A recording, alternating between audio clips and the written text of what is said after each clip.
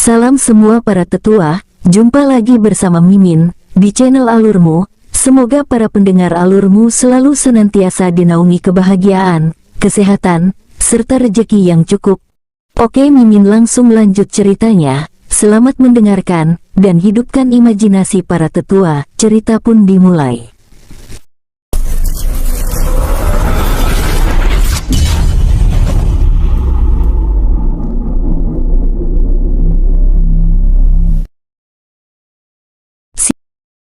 Setelah mendapat kabar dari Tao Tao, King Ruo langsung bergerak menuju istana utama klan Ziliao. Sosoknya bergerak menuju bangunan megah yang berada di tengah gunung batu raksasa tersebut. Namun pada saat dirinya akan memasuki tempat itu, tiba-tiba King Ruo merasa puluhan sosok bergerak mendekati tempat itu. Sosoknya melesat, mendahului rombongan tersebut, dan memasuki ruangan. Lancang, ucap seorang tetua menatap kehadiran King Ruo dengan tajam.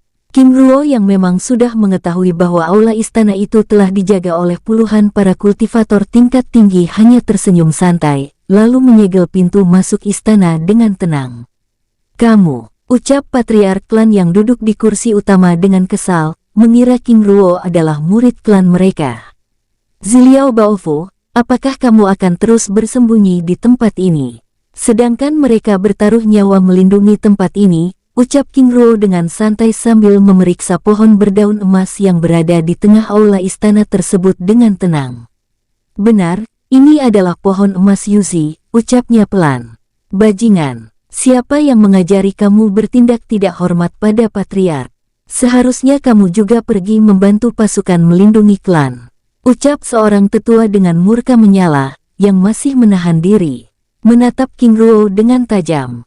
King Ruo tertawa santai, sambil melepaskan segel cakram emas langit Ling yang dia samarkan dengan segel tingkat perak pada pohon emas Yuzi tersebut. "Bajingan, apa yang akan kamu lakukan?"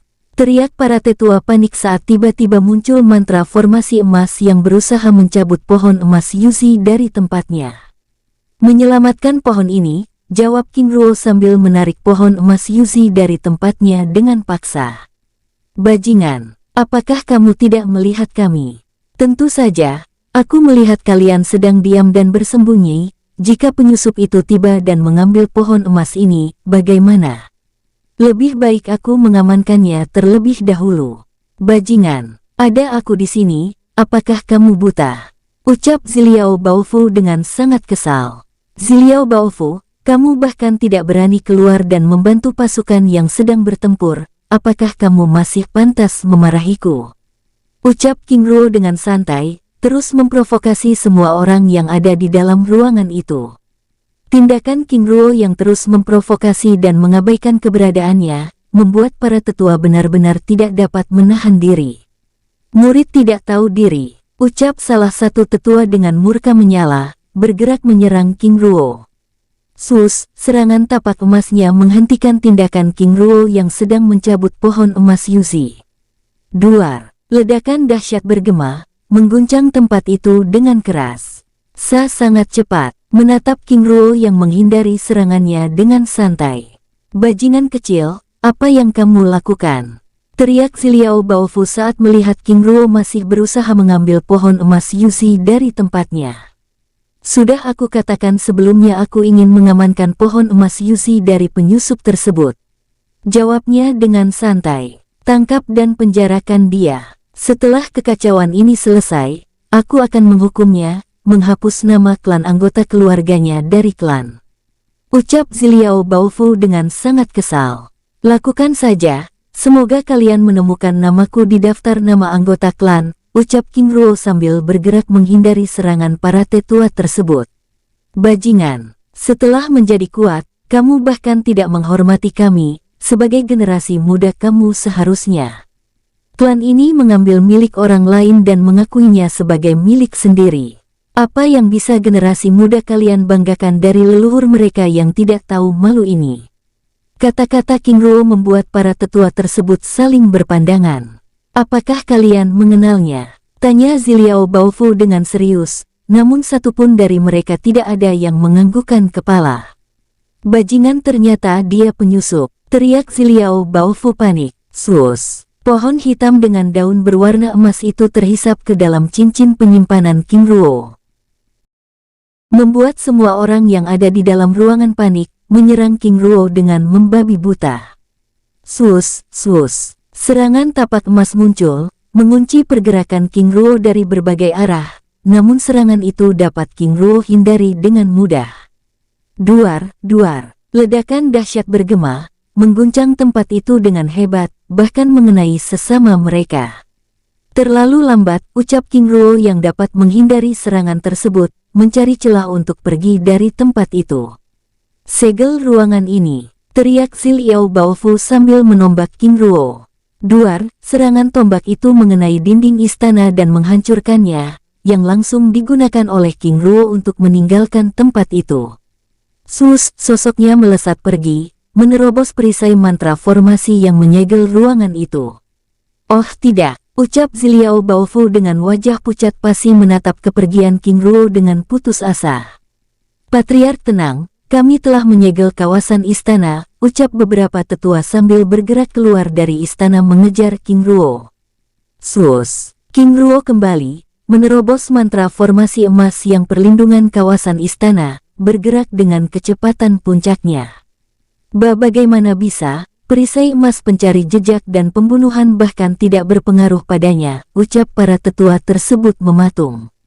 Siapa dia sebenarnya? Bagaimana dia bisa melewati segel emas tanpa terluka sedikit pun? Apakah dia klan kuno yang telah hilang itu? Pasukan, jangan hanya diam, kejar dan tangkap dia, teriak Ziliao Baofu yang keluar dari istana dengan kesal. Tetapi Patriark, perisai mantra formasi ini, ucap pasukan elit yang berjaga di luar istana terdiam dan tidak berani bergerak saat mantra formasi pembunuhan itu terus bergerak aktif, membuat para tetua itu membuat segel tangan, mematikan segel tersebut. Ikut jejak auranya, ucap salah satu tetua, lalu bergerak mengejar King Ruo. Sus! Sus! Ratusan sosok itu bergerak, mengejar King Ruo dengan kecepatan puncaknya. Aktifkan segel kuno, ucap Ziliao Baofu dengan serius. Baik Patriark, di tempat lain. Sus! King Ruo bergerak menyamarkan dirinya di kegelapan malam dengan zirah bulan perak, bergerak menuju tempat persembunyian Tao-Tao yang berada di kediaman seorang murid tingkat rendah. Sus! Sus! Sosoknya terus bergerak hingga akhirnya tiba di tempat persembunyian tersebut. Sus! Sosoknya muncul di dalam ruangan tersebut. Penguasa, bagaimana? Tanya Tao-Tao dengan serius. Aku sudah mendapatkannya, jawab King Ruo. Penguasa, berhati-hatilah. Aku merasakan dua aura abadi berada di timur dan barat tempat ini, ucapnya dengan serius. Baiklah, jawab King Ruo lalu meminta Tao-Tao kembali ke dalam dunia jiwa. Setelah Tao-Tao kembali ke dalam dunia jiwa, King Ruo lalu meninggalkan tempat itu, sambil meminta Huo Zoudao dan Huo Mingzi meninggalkan klan Ziliao.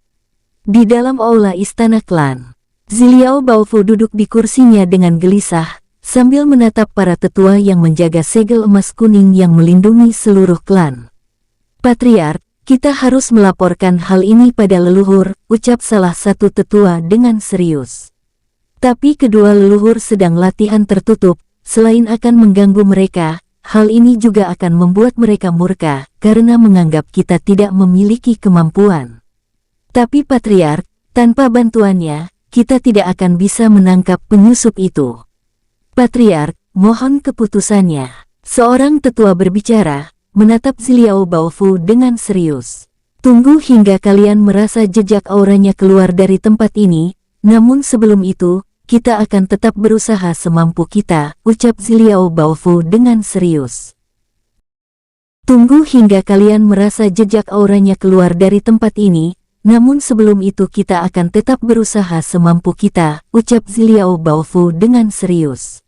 Baik Patriark, di tempat lain, murid klan Senguoshi Ziliao yang mulai putus asa bertempur melawan kelima sosok paruh baya yang dibantu oleh Huo Mingzi dan Huo Zoudao akhirnya bersorak gembira saat melihat kedua kilin api itu tiba-tiba bergerak pergi. Tangkap mereka, ucap Ziliao Gu dan rombongannya yang tiba-tiba muncul di tempat itu, membuat kelima tetua dari klan Shen Wengsui yang mulai kelelahan itu langsung bergerak mundur. Sialan, dari mana kedua kilin api itu muncul? Dan apa yang sedang mereka rencanakan? Ucap para tetua dari klan Shen Wengsui tersebut menggerutu kesal, sambil bergerak meninggalkan tempat itu. Benar-benar merusak rencana, ucap sosok paruh baya lainnya dengan kesal. Namun tiba-tiba Huo Zaodao yang bergerak pergi, berbicara pada rombongan tersebut melalui telepati. Segera tinggalkan tempat ini, ada dua aura abadi di dalam klan, ucap Huo Zaodao, membuat kelima tetua tersebut bergerak pergi dengan wajah pucat pasi. Dan benar saja, tiba-tiba mereka merasakan ledakan aura yang sangat kuat, muncul dari dalam kawasan terlarang klan. Oh tidak, ini benar-benar aura di tingkat abadi. Sambil bergerak dengan kecepatan puncaknya. Sus, mereka bergerak menjauh, berharap sosok abadi tersebut tidak merasakan keberadaannya. Menyebar dan bersembunyi, ucap salah satu dari mereka dengan serius. Baik, di tempat lain, sosok King Ruo muncul di belakang Huo Zaodao dan Huo Mingzi. Penguasa, ucapnya dengan hormat. Beristirahatlah, ucap King Ruo sambil membuka gerbang dimensi dunia jiwa. Setelah kedua kilin api itu kembali ke dalam dunia jiwa, King Ruo lalu melanjutkan perjalanannya, namun pada saat dirinya akan bergerak pergi tiba-tiba ledakan aura abadi itu kembali muncul, lalu bergerak menyusul di belakangnya. Tahu-tahu benar, ternyata mereka memiliki sosok abadi. Kawasan kuno benar-benar mengerikan. Keberadaan mereka yang abadi ternyata bukanlah hal yang langka. Membatin sambil menunggu kedua sosok yang ternyata menyadari keberadaannya tersebut. Dalam waktu singkat, dua sosok berambut putih muncul di tempat itu, menatapnya dengan tajam. Seorang wanita, King Ruo membatin, menatap salah satu dari sosok abadi itu dengan penasaran. Benar-benar luar biasa, ucapnya dengan kagum. Anak muda, kamu telah mengambil sesuatu dari klan kami, ucap sosok abadi itu dengan serius, menatap King Ruo dengan tajam. Tuan, apakah maksud Anda pohon emas Yuzi? Tanya King Ruo. Benar, kembalikan sekarang, setelah itu silahkan pergi, ucapnya dengan serius, menatap King Ruo yang tampak tenang di hadapannya. Tuan, bukankah pohon emas Yuzi juga bukan milik kalian? Ucap King Ruo dengan tenang, membuat kedua sosok itu saling berpandangan. Kamu, ucap sosok itu mulai kesal. Kakak, jangan gegabah, lihatlah pemuda ini, dia bahkan tidak menunjukkan rasa takut sedikitpun. Berbicara melalui telepati dengan serius.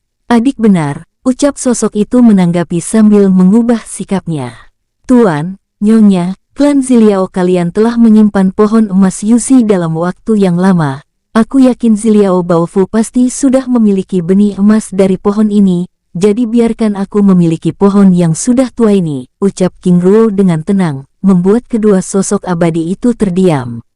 Tuan muda benar, tapi menumbuhkan pohon emas Yuzi bukanlah perkara mudah, jadi mohon Tuan untuk mengembalikan pohon itu pada kami.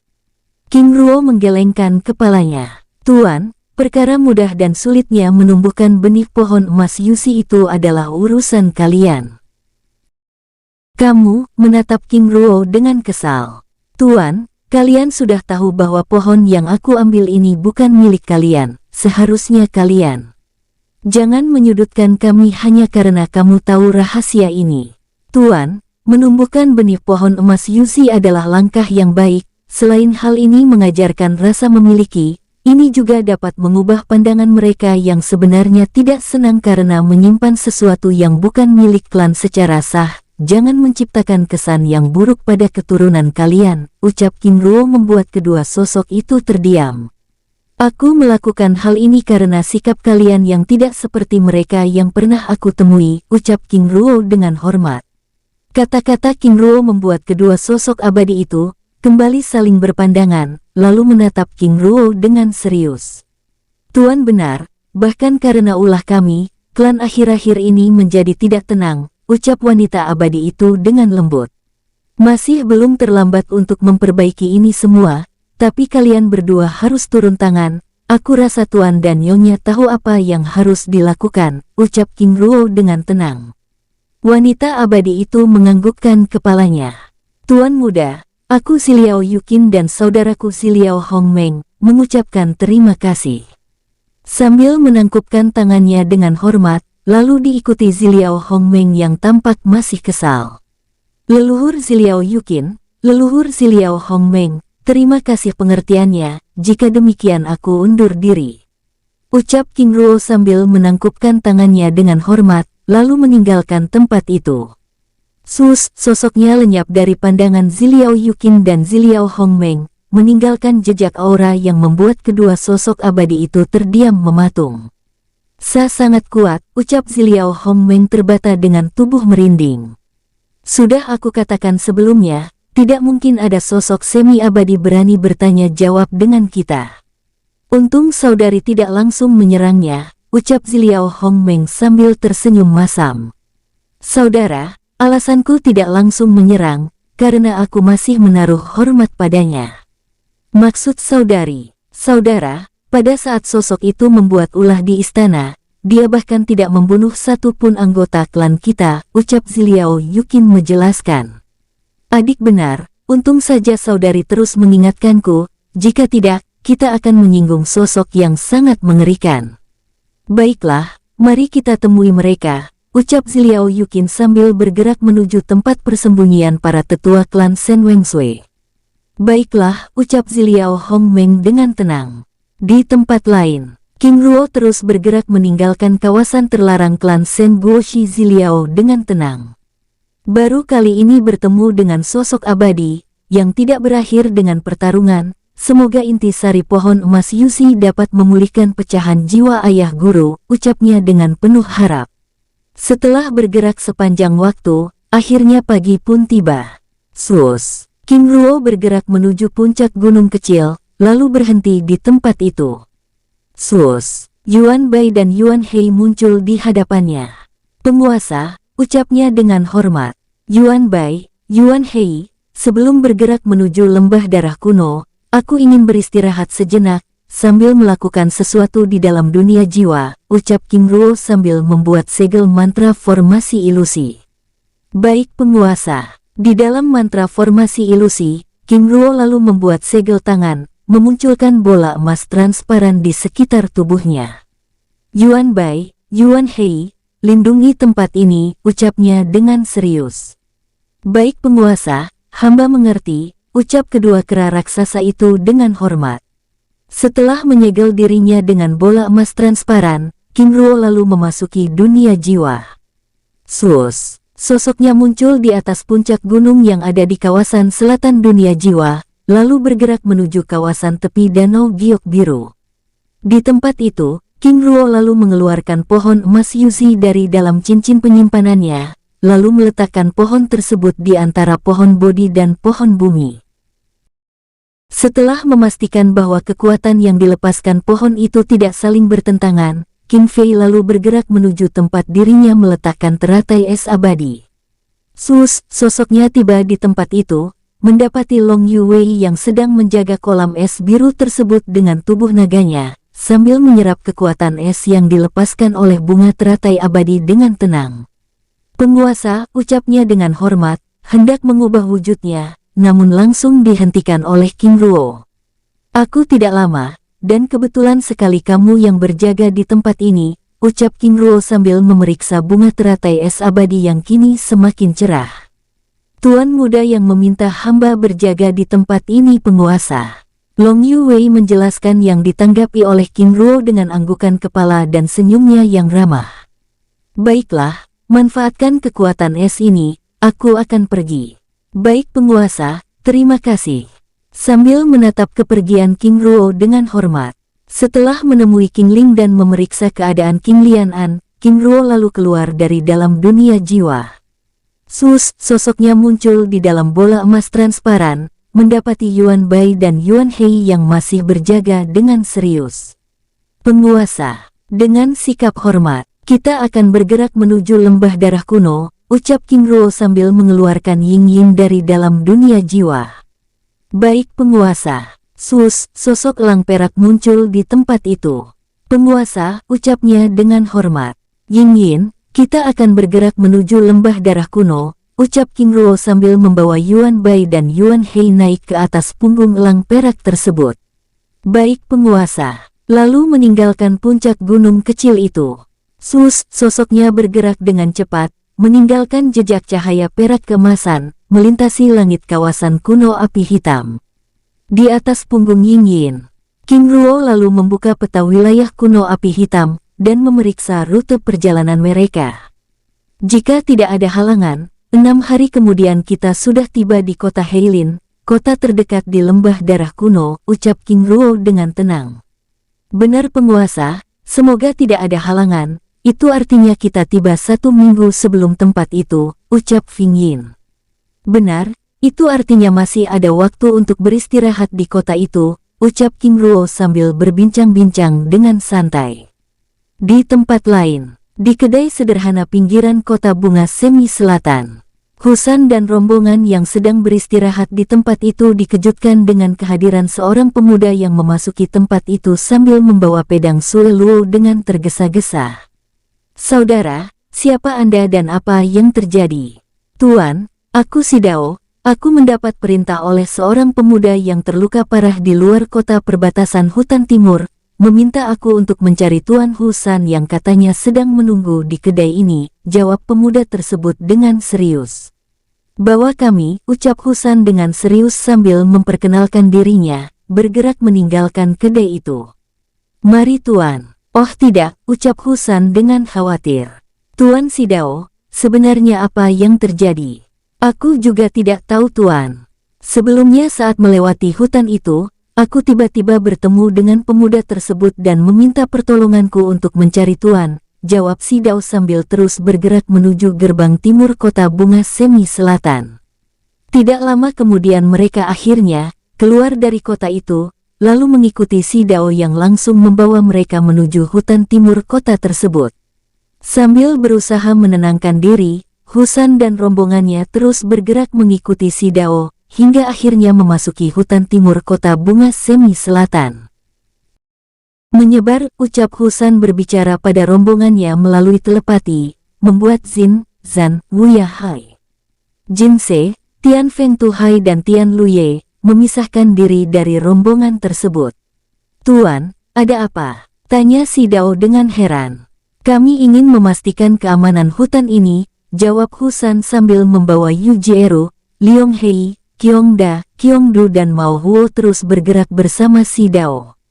Lama kemudian tiba-tiba Sidao memperlambat gerakannya lalu menunjuk gua kecil yang ada di depan mereka.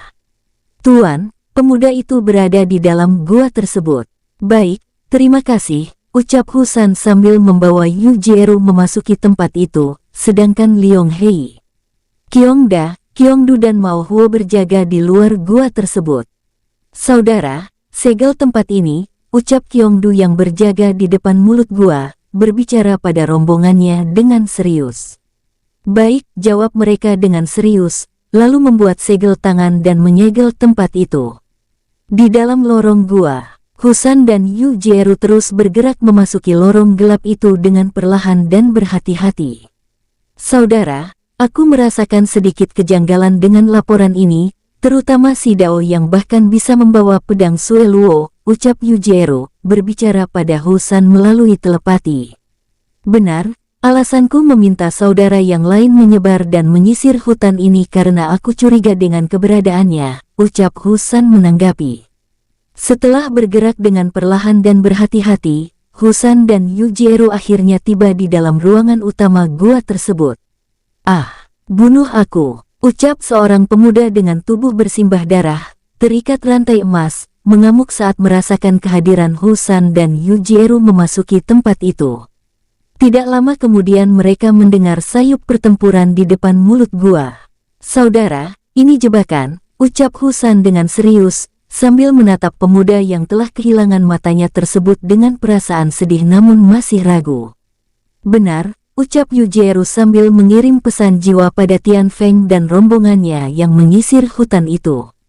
Saudara, siapa kamu sebenarnya? Tanya Husan dengan serius. Jangan panggil aku saudara, terah kedua keparat.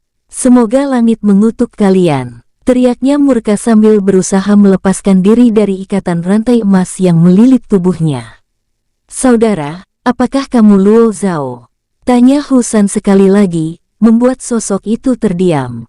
Siapa kalian? Ucapnya dengan serius. Saudara, aku Husan dan... Oh tidak, saudara, tinggalkan tempat ini. Teriaknya dengan panik, membuat Husan dan Yu Jieru dengan segera melepaskan lilitan rantai emas tersebut. Saudara, jangan pedulikan aku. Kalian harus pergi sekarang juga, katakan pada penguasa muda, aku.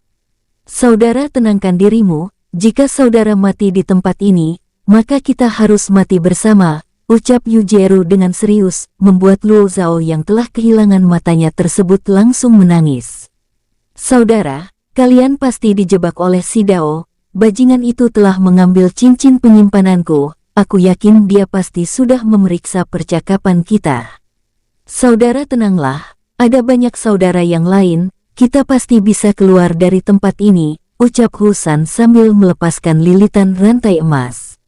Saudara, aku serahkan saudara Luo Zhao padamu, ucap Yu Jieru lalu bergerak keluar, membantu Qiongdu dan rombongannya. Baik, ucap Husan sambil memberikan pil emas Fuyuan pada Luo Zhao. Saudara, pulihkan dirimu, ucapnya sambil membantu Luo Zhao yang kini memiliki kultivasi di tingkat kultivator pertapa tersebut. Baik saudara, sambil menyerap pil emas Fuyuan untuk memulihkan luka fisiknya. Di depan mulut gua, duar, ledakan dahsyat bergema, menggetarkan kawasan itu dengan hebat, dengan sosok Luo Xidao, terah kedua klan Shen Luo yang menjadi bulan-bulanan Liong Hei dan Qiongda. Sedangkan Qiongdu dan Mao Huo terus menjaga perisai emas transparan yang melindungi kawasan itu. Sus.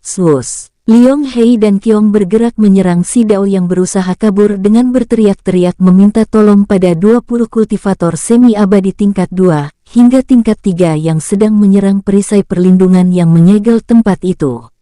Bajingan, ternyata mereka semua berada di tingkat tinggi. Ucap Luo Xidao panik sambil terus melepaskan serangan petir hitam, menghalau serangan Liong Hei dan Qiongda yang menyerangnya dengan beringas.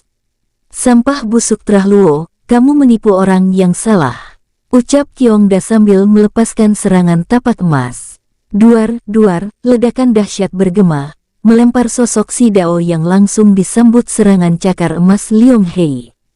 Duar, sosok yang telah bersimbah darah itu terlempar menghantam dinding gua.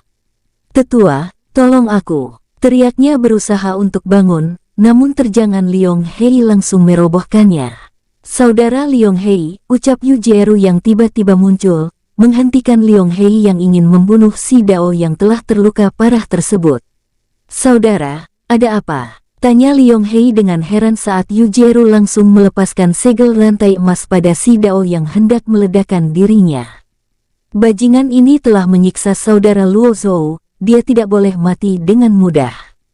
Ucapnya sambil menyerang dantian si Dao yang hendak meledakkan dirinya tersebut. Duar, ledakan kecil, merobohkan tubuhnya. Ah, tidak, teriak Luo Xidao meraung kesakitan, saat kekuatan semi-abadi tingkat 5 secara perlahan lenyap dari tubuhnya. Di luar kubah perisai emas transparan. Oh tidak, mereka menangkap Tuan Muda, ucap sosok Parubaya yang sedang memimpin pasukannya. Menyerang perisai emas dengan kekuatan puncaknya. Belum hilang keterkejutan mereka, tiba-tiba udara di tempat itu bergetar. Sus, Tian Feng dan rombongannya muncul. Sampah terah Luo, ucap Tian Feng dengan murka menyala, menyerang ke-20 sosok itu dengan beringas. Duar, ledakan dahsyat kembali bergema, menggetarkan tempat itu. Tangkap mereka semua, ucap Yu Jieru sambil bergerak keluar dari perisai emas transparan, berusaha menghentikan Tian Feng yang ingin membunuh mereka semua. Yang tidak mau menyerah, bunuh, ucap Tu Hai menyerang dengan sangat beringas. Duar, ledakan dahsyat terus bergema dengan cipratan darah dan potongan tubuh yang terlempar di berbagai arah. Oh tidak, ucap tetua yang memimpin pasukan tersebut panik saat melihat pasukan yang dibawanya dibantai oleh Tian Feng dan rombongannya dengan brutal. Dalam waktu singkat, Tian Feng dan rombongannya berhasil membunuh 15 kultivator dan melukai kultivator lainnya, membuat mereka yang terluka tersebut langsung berhenti melawan. Tuan, ampun Tuan. Tanpa memberikan kesempatan kepada mereka untuk memulihkan diri, Tian Feng dan rombongannya langsung menghajar kelima pemuda tersebut dan menghancurkan dantiannya. Kelima sosok itu meraung kesakitan saat Yu Jieru yang tanpa berbasa-basi mematahkan tangan dan kaki mereka. Saudara, apa yang akan kita lakukan selanjutnya? Tanya Liong Hei. Kita harus mencari tempat untuk beristirahat, jawab Yu Jieru dengan serius, sambil memanggil Husan yang masih berada di dalam gua. Baik saudara, di selatan hutan ini kami menemukan tempat yang aman untuk beristirahat, ucap Tian Luye. Baik, bergerak ke tempat itu, ucap Yu Jieru. Lalu saudara, bagaimana dengan mereka? Tanya Mao Huo, menatap kelima pemuda yang telah kehilangan kultivasi tersebut. Bawa saja, aku ingin mereka merasakan apa yang telah saudara Luo Zhou rasakan. Baiklah. Pada saat mereka sedang bersiap, Husan dan Luo Zhao keluar dari dalam gua. Saudara, ucap Tian Feng, menatap Luo Zhao yang telah kehilangan matanya, dengan kemarahan menyala. Saudara, sebaiknya kita tinggalkan tempat ini, ucap Husan dengan serius. Baik, ikuti aku, ucap Tian Luye memimpin rombongan meninggalkan tempat itu. Sus. Mereka bergerak, mengikuti Tian Luye yang mengetahui tempat yang aman untuk mereka dalam waktu singkat, mereka akhirnya tiba di tempat yang dituju. Saudara, apakah maksudmu air terjun itu? Tanya Yu Jieru. Ikuti aku, jawab Tian Luye sambil melewati air terjun tersebut. Sus, satu persatu mereka melewati air terjun tersebut dan tiba di gua besar yang berada di dalamnya. Saudara Liang Hao, ucap Husan yang langsung dipahami oleh Yu Jieru. Baik, ucapnya sambil menyegel tempat itu.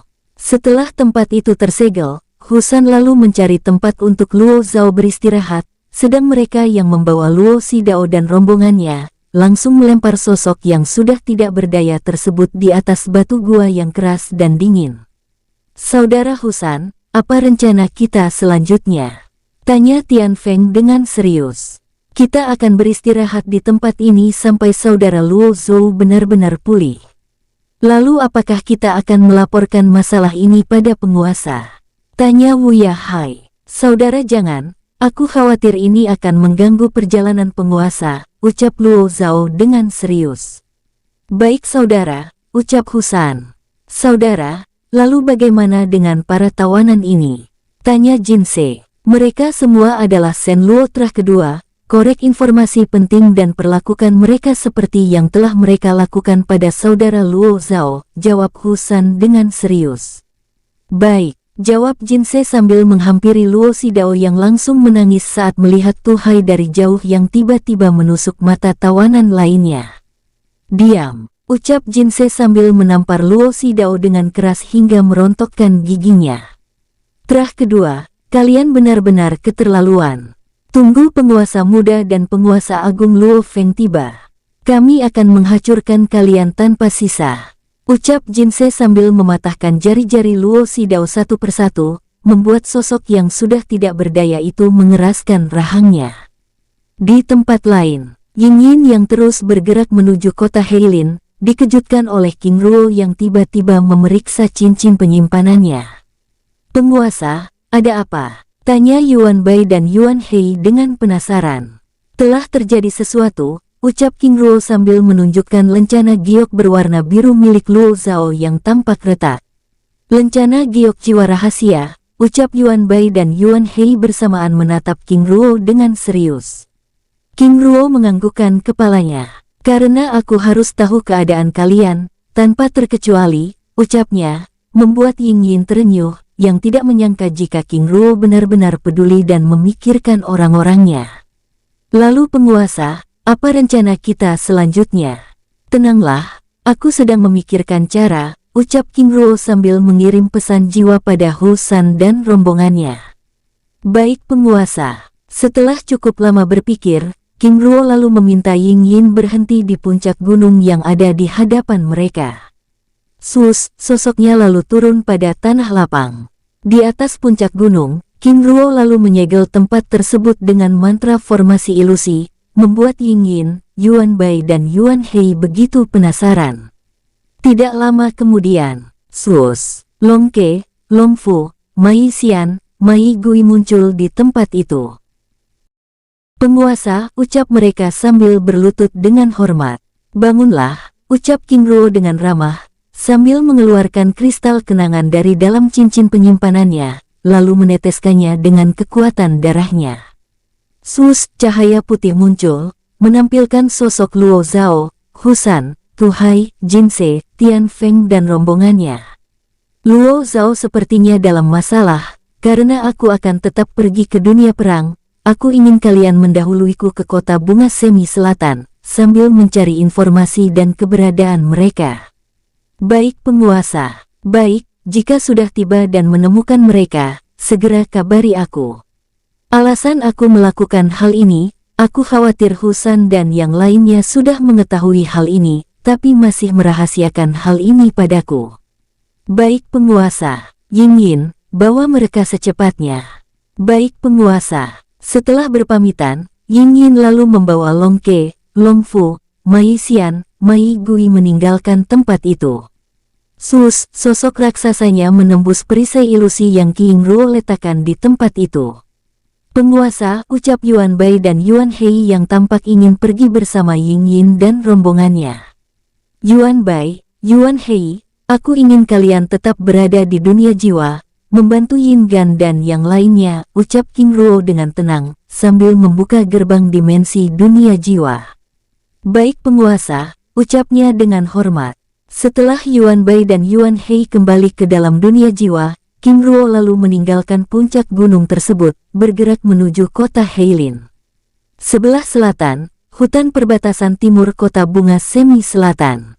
Husan yang sedang membantu Luo Zhao yang sedang memulihkan diri, dikejutkan dengan cincin penyimpanannya yang tiba-tiba bergetar. "Pesan jiwa dari penguasa," ucapnya sambil memeriksa lencana giok jiwa di tangannya, membuat mereka semua langsung menghentikan aktivitasnya, menatap Husan dengan serius. "Perintah dari penguasa untuk segera mencari saudara Luo Zhou," jawabnya dengan serius. "Itu artinya penguasa telah mengetahui sesuatu telah terjadi pada saudara Luo Zhou," ucap Yu Jieru menanggapi. "Benar, tapi bagaimana penguasa tiba-tiba tahu bahwa saudara Luo Zhou sedang dalam masalah?" ucap Husan dengan heran. "Penguasa pasti memiliki giok jiwa rahasia," ucap Luo Zhao yang sedang memulihkan diri berbicara. "Sepertinya demikian, lalu apa rencana kita?" tanya Jinse. "Laporkan saja bahwa kita sudah berada di kota bunga semi selatan, dan sudah menemukan saudara Luo Zhou," ucap Yin Jieru. "Baiklah," ucap Husan. Setelah membahas rencana laporannya, Husan lalu mengirim pesan jiwa pada King Ruo. "Semoga penguasa tidak terlalu memikirkan masalah ini," ucapnya pelan. Di tempat lain, di daratan api kuno hitam, King Ruo yang terus bergerak dengan kecepatan puncaknya tiba-tiba merasakan cincin penyimpanan yang bergetar. "Pesan dari Husan," ucapnya sambil bergerak perlahan, lalu memeriksa pesan jiwa yang diterimanya. "Semoga Luo Zhao baik-baik saja," ucapnya dengan sedikit lega saat mengetahui Luo Zhao sudah bersama Husan dan rombongannya, lalu melanjutkan perjalanannya dengan tenang. Sosoknya terus bergerak dengan kecepatan puncaknya. 6 hari kemudian, menjelang malam, King Ruo akhirnya tiba di kota besar kuno yang sangat ramai. "Kota Heilin," ucapnya sambil bergerak mendekati gerbang barat kota, ikut berbaris bersama para pengunjung lainnya. Di gerbang kota, King Ruo tiba-tiba melihat Hua Zhen, Hua Zi, Hua Gong dan Hua Hai dari klan Shen Guoshi Hua. Apakah mereka juga pergi ke lembah darah kuno? King Ruo membatin, sambil mengamati keempat sosok yang tidak mengenali keberadaannya yang sedang menyamar tersebut. Setelah cukup lama menunggu, giliran King Ruo pun tiba. Dengan menggunakan lencana klan Yin, dan membayar biaya masuk 500.000 kristal jiwa abadi, King Ruo akhirnya dapat memasuki kota itu. Benar-benar kota yang sangat ramai, ucapnya sambil melihat kehadiran ribuan pengunjung yang semuanya berada di tingkat menengah hingga tingkat puncak semi-abadi. Dari ribuan pengunjung itu, rata-rata mereka berjalan bersama kelompoknya dan terlihat saling menjaga satu dengan yang lainnya. Sepertinya akan terjadi persaingan berat di lembah darah kuno, King Ruo membatin, sambil terus bergerak menuju pusat kota untuk mencari penginapan. Di jalan kota, King Ruo juga melihat Jiu Yin Liao, manajer penginapan Huayin dari kota Changfeng, terus bergerak bersama rombongannya. Benar dugaanku, penginapan Huayin ternyata salah satu organisasi rahasia yang cukup kuat. Membatin sambil terus melangkahkan kakinya. Di pusat kota Heilin, King Ruo ditolak beberapa kali oleh penginapan sederhana hingga penginapan mewah, dengan alasan tempat mereka telah terisi penuh. Setelah bergerak sepanjang waktu, King Ruo akhirnya menemukan sebuah penginapan yang sangat mewah di pusat kota tersebut yang terlihat sepi dari pengunjung lainnya. Penginapan Hudi, semoga penginapan ini masih menyisakan tempat untuk beristirahat. King Ruo membatin, sambil memasuki gerbang penginapan tersebut dengan tenang. Pada saat memasuki halaman penginapan, King Ruo langsung disambut oleh para gadis berpakaian seksi, membuatnya langsung bergerak mundur. Namun penjaga yang berada di balik gerbang langsung menutup gerbang itu. Tuan sudah memasuki halaman dan menginjak tanah ini, jika ingin pergi, silakan lakukan pembayaran terlebih dahulu, ucap penjaga tersebut dengan serius, membuat King Ruo yang langsung kehilangan minat untuk menginap di tempat itu menganggukkan kepala. Baik tuan, baik, 250.000 kristal jiwa abadi melewati gerbang ini, dan 250.000 kristal jiwa abadi karena telah menginjakkan kaki di halaman ini. Selain itu 300.000 kristal jiwa abadi karena telah melihat ketiga pelayan kami, ucap penjaga tersebut sambil tersenyum santai. Baik, ucap King Ruo sambil mengeluarkan 800.000 kristal jiwa abadi dari dalam cincin penyimpanannya, dan menjatuhkannya. Tuan, kamu, apakah kalian tidak mau? Jika tidak mau maka aku akan mengambilnya kembali, ucap King Ruo sambil menatap kedua penjaga yang terlihat tidak senang tersebut. Tuan, kamu, aku sudah ingin pergi, ucap King Ruo dengan wajah serius, membuat kedua pelayan itu lalu semakin kesal. Ambil uang itu dan serahkan dengan baik-baik, setelah itu. Kalian hanyalah pelayan, jadi bersikaplah dengan bijak, karena jika kalian terbunuh, tuan kalian juga tidak akan peduli. Apalagi merasa rugi, ucap King Ruo dengan tatapan tajam, membuat kedua pelayan itu saling berpandangan. Sambil bergerak mundur, mereka lalu membuka gerbang penginapan tersebut. Tanpa berbasa-basi, King Ruo yang memang tidak ingin membuat masalah di tempat itu lalu bergegas keluar, meninggalkan penginapan yang terlihat sangat mewah tersebut dengan gontai. Saudari, bajingan ini telah menghina kita, kirim saudari yang lain untuk mengawasinya, ucap para gadis pelayan tersebut, berbicara pada rombongannya melalui telepati, menatap kepergian King Ruo dengan dendam membara. Di tempat lain, King Ruo terus bergerak meninggalkan penginapan Hudi, hanya bisa menggelengkan kepalanya. Setelah bergerak sepanjang waktu, King Ruo akhirnya menemukan sebuah penginapan namun tempat itu juga terisi penuh. Setelah beberapa kali gagal menemukan penginapan, King Ruo lalu menuju rumah lelang yang ada di kota itu. Sebaiknya aku mencari informasi penting di rumah lelang dulu, setelah itu bisa beristirahat di restoran kota, ucapnya, sambil melangkahkan kakinya dengan tenang. Pada saat sedang menuju rumah lelang, King Ruo tiba-tiba merasakan beberapa aura yang sama seperti terus mengikutinya. Sepertinya ada yang sedang menargetkanku. Membatin sambil melangkahkan kakinya dengan tenang. Dari jauh, di antara kerumunan banyak orang, 4 gadis berpakaian gelap terus bergerak mengikuti King Ruo dengan berhati-hati. Bajingan itu sedang sial, ucap sang pemimpin kelompok, berbicara pada rombongannya melalui telepati. Benar, ucap gadis lainnya sambil menyeringai, menatap King Ruo yang beberapa kali terus ditolak oleh penginapan di kota itu. Dari jauh, tiba-tiba mereka melihat King Ruo memasuki halaman rumah lelang. Lihat, dia memasuki rumah lelang, apa yang sebenarnya ingin dilakukan? Paling hanya ingin menjual sumber daya yang dimilikinya, agar bisa beristirahat di penginapan mahal, ucap gadis yang lainnya, sambil terus mengikuti King Ruo dengan santai. Di halaman rumah lelang, kedatangan King Ruo di tempat itu langsung disambut oleh seorang gadis pelayan dengan ramah. Selamat datang di rumah lelang kota Heilin, Tuan, ucap gadis pelayan tersebut dengan hormat. Nona, aku ingin mencari beberapa sumber daya jika bisa. Aku juga ingin bertemu dengan manajer rumah lelang, ucap King Ruo dengan hormat. Baik, mari Tuan, kebetulan manajer sedang berada di dalam ruangannya. Sambil membawa King Ruo memasuki ruangan, lalu diikuti King Ruo dengan santai. 2 menit kemudian, setelah King Ruo bergerak mengikuti gadis pelayan yang membawanya menuju ruangan manajer, keempat gadis yang terus mengikutinya itu juga memasuki rumah lelang, lalu berpura-pura menjadi pengunjung yang sedang mencari sumber daya di tempat itu. Di tempat lain, King Ruo akhirnya tiba di depan pintu ruangan yang dijaga oleh 2 prajurit. Prajurit, Tuan ini ingin bertemu dengan Nona, ucap pelayan tersebut dengan hormat. Baik, tunggu sebentar Tuan. Lalu salah satu dari mereka memasuki ruangan. Tidak lama kemudian, prajurit itu kembali.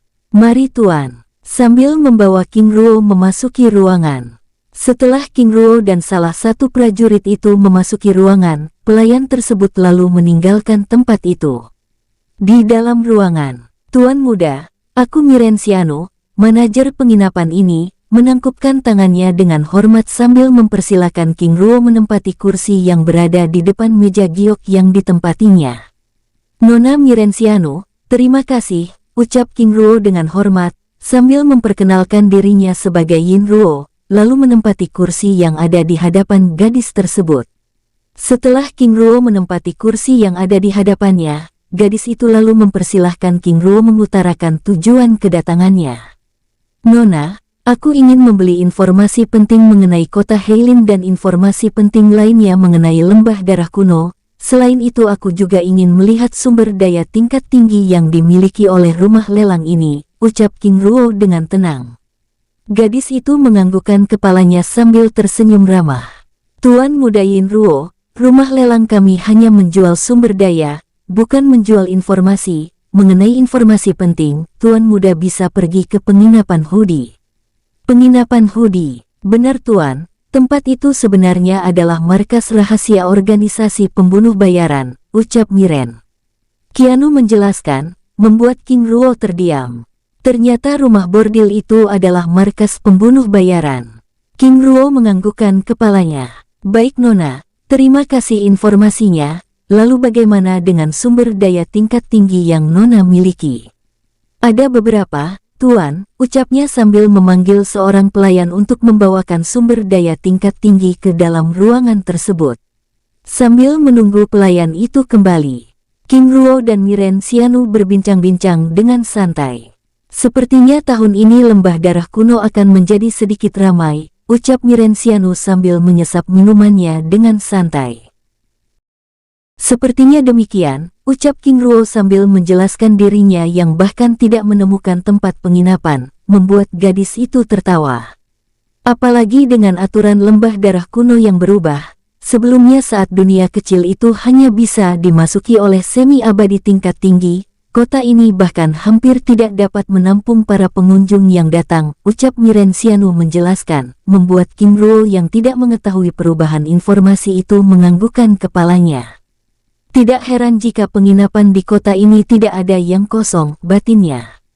Pada saat mereka sedang berbincang-bincang, tidak lama kemudian 3 pelayan memasuki ruangan, masing-masing sambil membawakan satu kotak giok hitam di tangannya. Nona, ucapnya dengan hormat, sambil menyerahkan kotak giok itu pada Mirenciano. Terima kasih, ucap Mirenciano sambil meraih kotak giok itu, dan meletakkannya di atas meja. Setelah ketiga pelayan itu pergi, Mirenciano lalu menjelaskan ketiga isi kotak giok tersebut. Tuan muda Yin Ruo, ini adalah pil hidup berkelipatan, aku yakin Tuan sudah tahu manfaatnya. Lalu kotak kedua adalah mutiara mata elang emas, dan aku juga yakin Tuan muda juga sudah tahu manfaatnya. Lalu kotak yang terakhir adalah pil emas pengunci jiwa, ucap Mirenciano, sambil tersenyum ramah. Nona, Aku mau ini semua, silakan Nona menentukan harga, ucap King Ruo dengan serius, membuat Mirenciano tampak terkejut, yang tidak menyangka jika King Ruo akan mengambil semua sumber daya tersebut. Apakah Tuan yakin? Dengan wajah serius. Nona, aku serius. Baiklah, ucap Mirenciano lalu mulai menghitung harga ketiga sumber daya yang ada di hadapannya. Pil hidup berkelipatan aku hargai 70 juta, mutiara mata elang emas 55 juta, dan pil emas pengunci jiwa 65 juta, totalnya 190 juta kristal jiwa abadi, Tuan. Menatap King Ruo dengan serius. Baik, ucap King Ruo tanpa ragu, lalu memberikan Mirenciano cincin penyimpanannya yang berisi 190 juta kristal jiwa abadi. Silakan Nona periksa, ucapnya dengan santai. Baik Tuan, sambil meraih cincin penyimpanan tersebut lalu memeriksa jumlah kristal jiwa abadi yang ada di dalamnya. Terima kasih Tuan, tersenyum ramah, lalu menyerahkan ketiga sumber daya yang telah King Ruo bayar tersebut. Pada saat King Ruo sedang menyimpan ketiga kotak giok yang berisi sumber daya tingkat tinggi tersebut ke dalam cincin penyimpanannya, tiba-tiba seorang pelayan memasuki ruangan dengan tergesa-gesa. Pelayan, ada apa? Tanya Mirenciano dengan wajah tidak senang. Nona, tanda ketujuh telah muncul dan saat ini sedang berlangsung. Apa? Sudah muncul? Benar Nona. Dengan wajah serius, membuat King Ruo yang tidak mengerti dengan informasi yang dimaksud hanya bisa terdiam. Nona Mirenciano, ucap King Ruo dengan ragu. Tuan muda, tanda langit yang ketujuh telah muncul. Itu artinya gerbang kecil lembah darah kuno akan segera terbuka. Ini ternyata lebih cepat dari yang aku perkirakan, ucap King Ruo yang tampak begitu heran tersebut. Benar Tuan. Nona, jika demikian, aku undur diri, ucap King Ruo sambil menangkupkan tangannya dengan hormat lalu bergegas meninggalkan tempat itu. Bersambung, sampai ketemu di episode selanjutnya. Semoga kalian semua selalu terhibur, dan terima kasih.